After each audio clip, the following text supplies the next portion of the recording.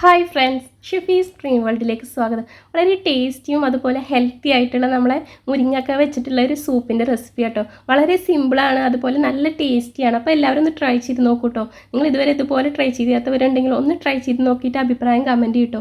Video ഇഷ്ടപ്പെടുകയാണെങ്കിൽ ഒന്ന് ലൈക്കും ഷെയറും കൂടെ സബ്സ്ക്രൈബും ചെയ്തേക്ക്. ഇനി ഞാനിവിടെ ഒരു കപ്പ് സൂപ്പാണ് തയ്യാറാക്കുന്നത്. അതിനായിട്ട് ഞാനിവിടെ 2 മുരിങ്ങയ്ക്ക എടുത്തിക്കണം. അതൊന്ന് നടുക്കെ കട്ട് ചെയ്തതാണ്. ഇനി നമുക്കിത് ചെറുതായിട്ടൊന്ന് കട്ട് ചെയ്തെടുക്കാം. ഇതിവിടെ മുഴുവനായിട്ടൊന്ന് കട്ട് ചെയ്തെടുത്തിട്ടുണ്ട് കേട്ടോ. ഇനി നമുക്കിതൊരു കുക്കറിലിട്ടിട്ട് ഒരു വിസിൽ വരുന്നവരെ ഒന്ന് വേവിച്ചെടുക്കാം. ഇനി ഞാനിവിടെ ഒരു 3/4 ബൗൾ വെള്ളം എടുത്തിട്ടുണ്ട് കേട്ടോ. ഈ ഒരു ബൗളിന് സൂപ്പ് തയ്യാറാക്കുന്നത്, അപ്പോൾ അതിൻ്റെ ഒരു 3/4 ഭാഗം വെള്ളം എടുത്തിട്ടുണ്ട്.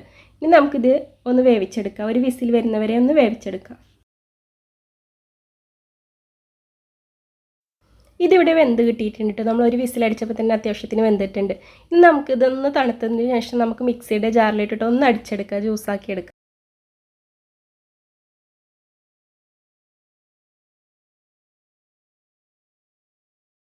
ഇതിവിടെ നല്ല രീതിയിൽ അരച്ചെടുത്തിട്ടുണ്ട് കേട്ടോ. ഇനി നമുക്കിതൊന്ന് അരിച്ചെടുക്കണം. നല്ല അരിപ്പിലിട്ടിട്ട് ഒന്ന് അരിച്ചെടുത്തിട്ട് അതിൻ്റെ ജ്യൂസ് മാത്രമായിട്ട് നമുക്ക് എടുക്കണം. ഇതിൽ നാരടങ്ങിയിട്ടുണ്ടാവും. നമ്മുടെ ആ സ്റ്റിക്ക് അങ്ങനെ ഇട്ടതുകൊണ്ട് ഇതിൽ അത്യാവശ്യം നാരുണ്ടാവും. അപ്പോൾ അതൊക്കെ ഒന്ന് കളഞ്ഞിട്ട് അതിൻ്റെ ആ ജ്യൂസ് മാത്രമാക്കിയിട്ടൊന്ന് എടുക്കുക. അടിച്ചെടുത്ത ജ്യൂസ് ഒരു ഭാഗത്തേക്ക് മാറ്റി വെക്കാം. ഇനി നമുക്കിതിലേക്ക് മറ്റു സാധനങ്ങൾ തയ്യാറാക്കാം.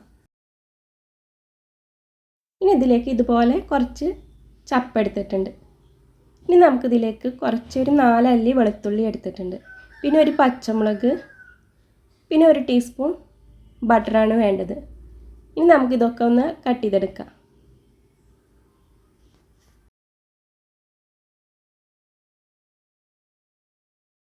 നമ്മളിവിടെ തയ്യാറാക്കിയെടുക്കാനായിട്ട് ഒരു പാൻ അടുപ്പത്ത് വെച്ചിട്ടുണ്ട്.